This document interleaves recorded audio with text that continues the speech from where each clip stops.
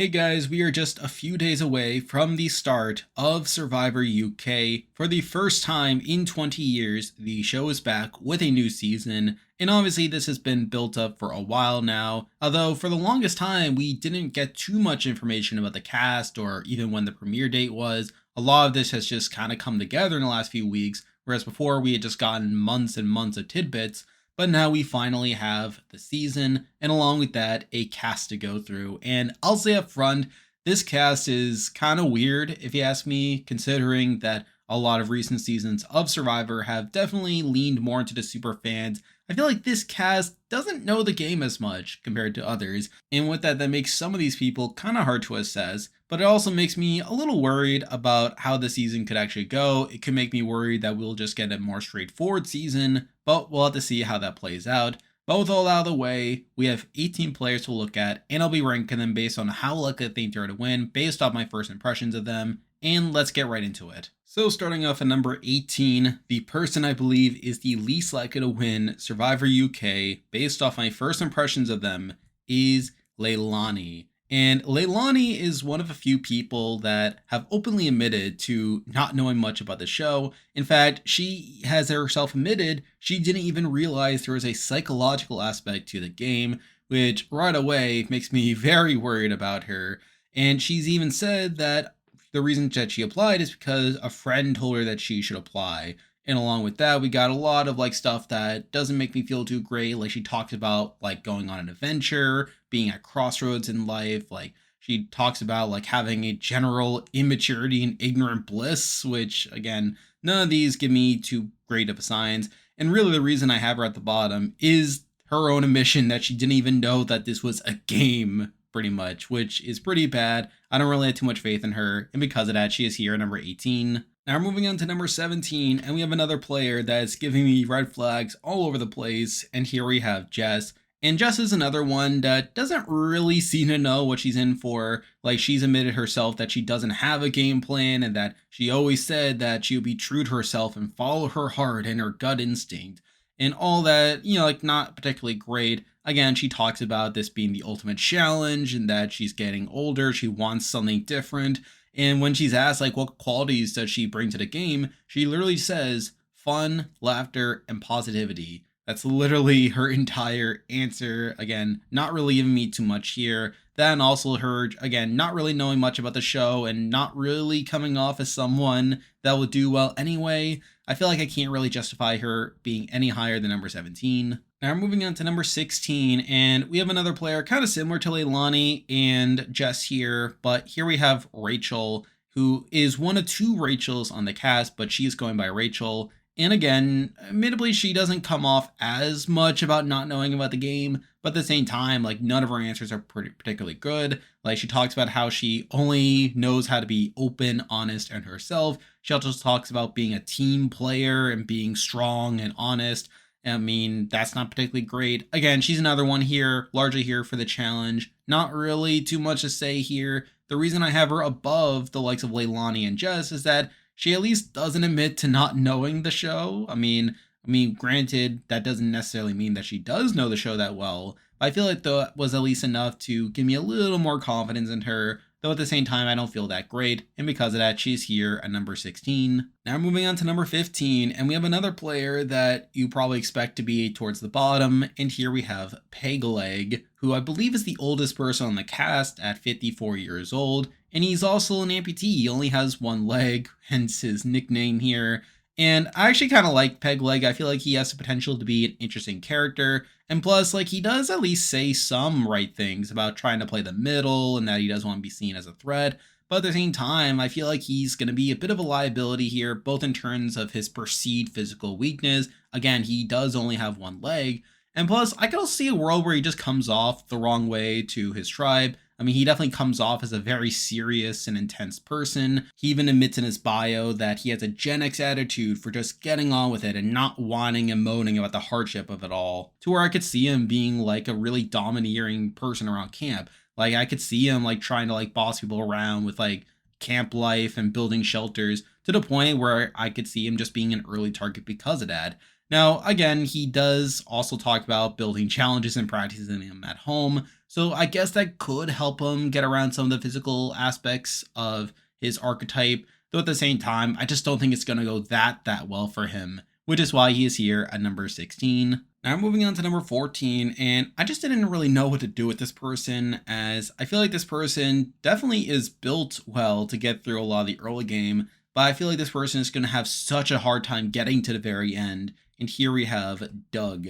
And Doug is a weird figure where on one hand he talks so much in his bio about how he wants to like utilize a meat shield strategy where he wants to come in and really hide behind another player, which again is pretty good strategy on its own. However, the problem is that he's just a really big guy and definitely one of the bigger guys on the cast to where I find it very hard to see how he's going to be able to hide behind anyone. Like, who is he going to be a shield to? I feel like, if anything, he's just going to be a shield for other players. And plus, I feel like he could come out, like, in front to where if his tribe comes into the merge down numbers, he could very easily be the first target there. And even if his tribe does have the numbers and they're able to hold strong, I feel like he'll just eventually be taken out due to him being such a big threat. I think one other thing to point out is him admitting that he did enjoy the original Survivor UK that aired 20 years ago, which on one hand is good in the sense that he knows more about the show than some other people in the cast. But on the other hand, I mean, it's Survivor UK. I mean, the 2 seasons of Survivor UK that came out 20 years ago were not particularly the best in the world. So again, take that for what you will. But I feel like given like the fact that I feel like he'll be such a big physical threat down the stretch, and I'm not really sure how he'll get around that threat level, makes me feel like he's probably not going to get to the very end, which is why he is here number 14. Now moving on to number 13, and we have another player that I just had no idea what to do with. And admittedly, I feel like this person's more high variance than Doug. However, I feel like they're also more likely to actually get to the very end if they get their best case scenario. And here we have Lawrence. And I feel like sort of similar to Doug, Lawrence has a very confusing bio, like where on one hand, like he talks about his strategy of him wanting to be like the village idiot and him like trying to come off as pretty pretty ineffective in the game, which again could be an interesting strategy.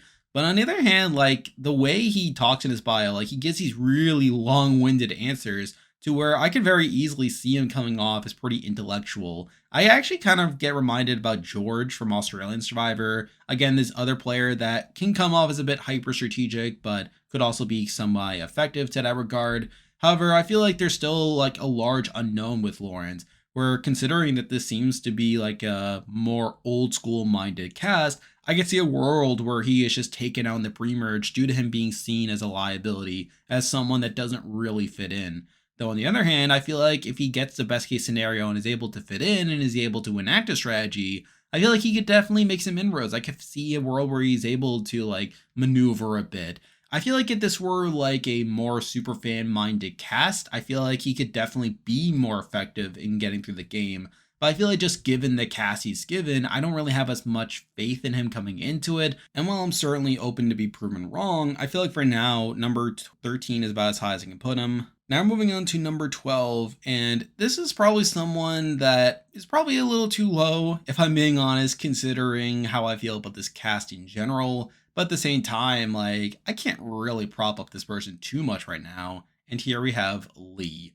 And I feel like Lee is someone that probably will do pretty well, all things considered. I mean, he is a boxer, so he should be pretty well built physically. He also seems pretty affable to where he should get along with his tribe. And again, with this cast, that should be enough to make for a pretty deep run.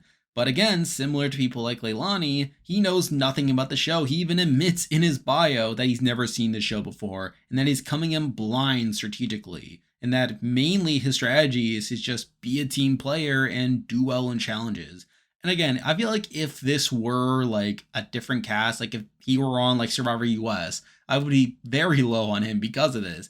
And even then, like, I still think on this, I am debating whether he is too low, considering that this does seem to be a less strategic cast. But again, I feel like considering the fact that he knows nothing about the show, I can't really put him too much higher because of that. But at the same time, like, if he does well, if he gets into a winning position and kind of learns the game as it goes, I could very easily see a world where he gets into a winning position. But again, based purely off my first impressions, I'm not getting the best sense from him strategically, which is why he is here at number 12. Now moving on to number 11, and we have someone pretty similar to several other people we already talked about, and here we have Nathan. And I feel like Nathan's definitely more similar to the likes of Doug, where he is very blatantly one of the most physical people on the cast, and with that, I do worry a lot in terms of him actually getting towards the very end of the game. I feel like similar to Doug, he could be in a spot where he becomes the leader of his tribe, and if his tribe is unable to come to the merge with the numbers, that he'll be targeted very soon thereafter. So I don't like that aspect to him. Though at the same time, like I do like the way that he talks in a lot of his bio. Like he talks about like how he wants to be an asset to his tribe and build strong relationships. Kind of similar to Doug, like he talks about like not wanting to be the strongest player. Though at the same time, I do worry a lot over whether he'll actually be able to do that, considering again he is very clearly one of the most physical people on the cast. I like the way that he talks about the game a bit more than those other people, which is why I do I'm a little bit higher. Though at the same time, I find it very hard to see how he gets to the very end, which is why he's here at number 11. Now moving on to number 10, and we have probably the person that I know the least about, considering they barely give anything in their bio, and here we have Richard. And Richard literally has the shortest bio out of anyone. Like, he literally just gives one sentence answers for every question that he's given. And obviously, that's kind of hard to assess. I can't really say that I'm too high on him because of that. Though at the same time, like, he doesn't really give off many red flags. Like, he does talk about playing the middle. He talks about, like, having good communication and empathy and that sort of thing. I feel like he'll be fine at the game. Like, I don't really have any reason to think he'll be an early target. Though at the same time, like, there's just not much to go off here, which is why I can't really have him too much higher. Though I could very easily build an impression on him once the season actually starts. But for now, considering how little we know, he's here at number 10. Now moving on to number 9, and we have someone that I really want to put higher. Like, I really want to put this person in my top contenders category. However, considering this cast, I just couldn't really justify it. And here we have Ren. And Ren is probably the biggest super fan on the cast. She talks the most about the strategy. And I really like the way that she talks about the show. Like, she's been into the show since she was 14. She's really obsessed with it, knows all about it. She talks about her strategy pretty well, like talking about like laying low until the merge and then letting her game go up from there. She talks about like being cutthroat and being willing to blindside anyone in a heartbeat. She talks about needing to manage a jury and that she needs to position herself in a way that allow her to win the game. Again, all this stuff is really good, and I feel like if this were like a cast of Survivor US, I'd be very high on Ren. But at the end of the day, this is a Survivor UK cast. This feels like this is going to be an old school season of the show, and with that, I don't really know how well Ren is going to do in that environment. I'm not really sure how receptive a lot of these players are going to be to her style of gameplay. I could see a world where she could be an early boot due to her not getting along early on and her kind of being seen as a physical weakness. I could see a world where she just doesn't gain much traction throughout a lot of the game. I could see a world where she does build some traction, but then by the merge, she's just seen as this leader figure for her alliance and is taken out because of that. I feel like there are just many avenues for her to not be as successful in the game, which does worry me to a great degree. But with that said, if she's able to find opportunities, if she's able to build inroads, I feel like I probably have the most faith in her to make the optimal strategic move. But it's the fact that she is playing on a cast of people that are just not up to her same speed that makes me worried about her in the short term, which is why I only have her here at number 9. Now moving on to number 8, and we have another player that I kind of wanted to put a little higher as well. I feel like this person seems like they'll do pretty well. However, there was one thing holding me back from putting them higher, and here we have Sabrina. And on paper, Sabrina seems pretty good. Like, she seems pretty good physically. I assume she'll be pretty good socially, and I mean, I don't really know how she'll do strategically, but again, that can be said for a lot of people in the cast. However, the one red flag that I noted was that she does talk about trying to dull her personality and to not assume a lead role or be bossy, which makes me a little worried as it makes me think that's the type of person that she is in real life and that she might have a lot of trouble holding back because of that. So I do worry that while she could try for a bit, that side of her will come out and through that she'll be more domineering and not really like gel well with her tribe. But at the same time, I feel like the other elements of her game, like give me some confidence in her to where I could see a world where she is able to get past that. And if she is able to get past it, I feel like she'll do pretty well. But I do worry that risk is enough to where I can't put too much confidence in her. But again, I feel like that's enough to have her here at number 8. Now moving on to number 7, and we have a very interesting player to talk about as well. And we actually have the other Rachel on the cast, and here we have Rach. Now, Rach is kind of an interesting figure. Like, she's actually, again, one of the more knowledgeable people about the show. She got into Australian Survivor during the past year, and since then she has binge watched not only that, but also Survivor US, and I assume the other Survivor series as well. So she definitely knows about the game, and you would think that would lead to her being one of the better strategic thinkers on the cast. But then she talks about how she loves the challenges, and that seems to be one of her bigger takeaways from watching Survivor, which, again, I could do without. However, I do feel like she'll do pretty well in the physical department. I feel like with her being a personal trainer and her being one of the younger people in the cast, that she'll do pretty well in challenges. And I assume she'll be okay enough socially. Like, I don't think there were any red flags there. But again, I do worry that her mindset may not be in the right place, given that she's focusing so much on the challenges. But it's the fact that she has at least seen Survivor to where she must have at least absorbed some other strategy components to it. And if she is able to do that, I feel like she could be one of the more well-rounded players on the cast. So I do give some credence to Rach, though at the end of the day, I don't really see her as a top contender, which is why I have her here at number 7. Now moving on to number 6, and I could still see this person going either way, though this person definitely gave off some good answers in her bio, and here we have Tanik. Now, there is definitely a question over whether Tanik will be too loyal, as one of her strategies coming into it is that she talks about wanting a ride or die.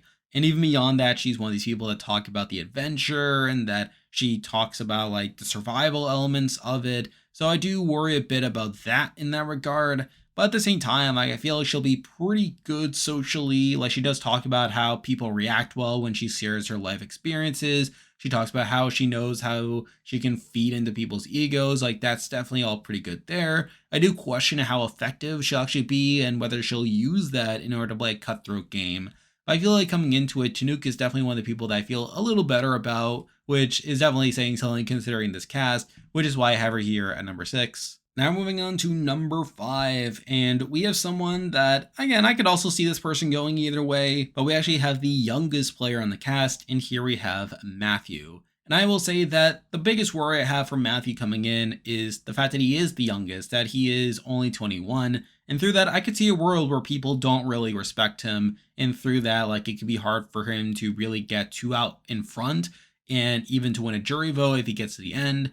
But at the same time, I feel like he gives a lot of good answers in his bio. Like, he talks about being a very passionate person, that he can juggle like knives and keep the tribe entertained. He loves being around people. Like, he wants to play the social game. And I feel like that's a pretty good sign there. He knows that he needs to be adaptable and that he knows that he needs to like get around the fact that people underestimate him. I feel like he gives off a lot of really good signs for him coming into it. And again, I feel like with this being an older school season of Survivor, I feel like that could definitely play into his strengths to a degree. I mean, while he's not as jacked as certain other players, he doesn't look like he's that weak physically. So I feel like he'll be fine enough in challenges. And I feel like with his social game, I feel like he could definitely make a deep run in it. It's just a question of whether his age will get in the way and whether it'll allow people to garner respect from him. But I feel like considering everyone else, I figure 5 is a good spot to put him. Now moving on to number 4, and we have someone kind of similar in a lot of ways, though I could definitely see this person being a bit more high variance, and here we have Christopher. Now, like I said, I feel like Christopher could be a bit more high variance than someone like a Matthew, though at the same time, I feel like he has more upside than someone like a Lawrence, someone that I definitely feel reminded of when I look at Christopher here. But at the same time, like, he talks very similarly to Matthew in terms of his strategy. Like, he talks about like need to be adaptable and that he needs to keep his eyes and ears open at all times. He talks about how like he works well under pressure and that he can adapt to any situation. Like, he definitely understands the game a bit better than certain other players. But at the same time, he also talks about like how he likes having the luxuries of life stripped away from him, which, you know, I could do without. But I feel like Christopher, again, is probably one of the people that I feel more confident about on paper. Though I feel like the top three are people that I feel more confident about, which is why I have him here at number 4. Now moving on to number 3, and I could see a world where this person is a little too high, but I feel like this person definitely checks off a lot of good boxes here. And here we have Hannah. And I feel like Hannah's, again, one of the more well rounded players on the cast. Like, she is a professional football player, which is pretty good there.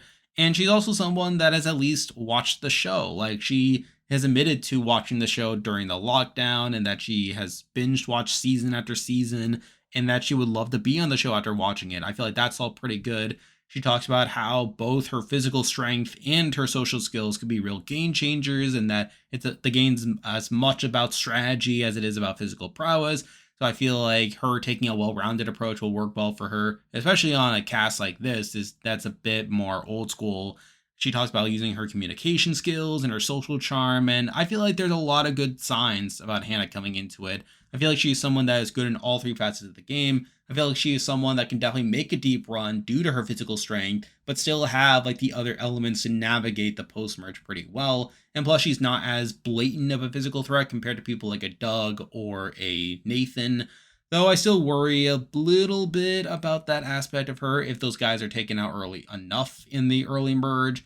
And I feel like she's definitely someone that might need to win out if she gets towards the end game. Though considering her strength, I could definitely see a world where she does that.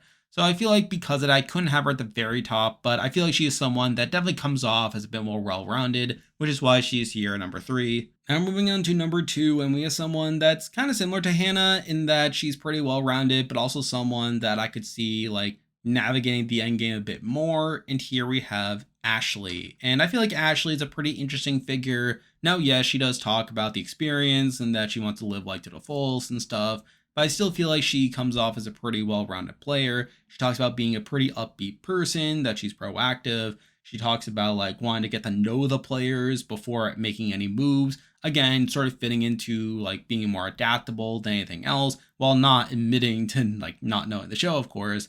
I feel like she is someone that understands the game, and I feel like I really like the way that she talks about it. I feel like she shouldn't have too many problems getting deeper into the game. She's also in a perfect age range to be playing the show, like at 34. There's a lot to like about Ashley, and I feel like because of that, I have her relatively high on the list. But again, not to the same degree as the number 1 person, which is why she's here at number 2. And now, at number 1, the person I believe is the most likely to win Survivor UK coming into it, we do have Shai.